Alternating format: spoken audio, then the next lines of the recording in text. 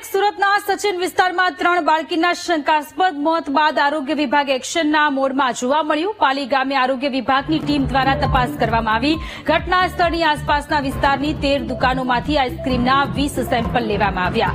તમામ સેમ્પલને ચકાસણી માટે લેબોરેટરીમાં મોકલાયા। જો સેમ્પલની ચકાસણીમાં રિપોર્ટ નેગેટિવ આવશે તો કાયદાકીય પગલાં લેવાશે તેવું આરોગ્ય વિભાગનું કહેવું છે।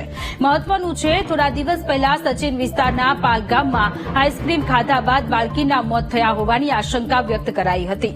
ઘટના બાદ આરોગ્ય વિભાગ દ્વારા વિસ્તારમાં કાર્યવાહી કરાઈ હતી।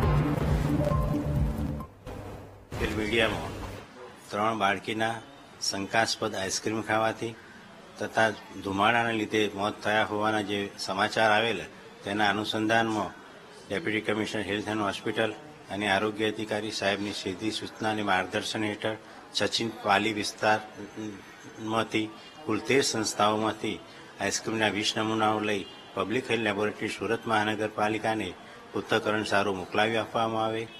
આ પૃથ્થકરણ અહેવાલ જો food safety and standard act 2006 અન્વયના ધારાધોરણ મુજબ માલુમ નહીં પડે તો તેવા ઇસમો સામે આગામી સમયમાં food safety and standard act 2006 અન્વયે આગળની કાર્યવાહી કરવામાં આવશે।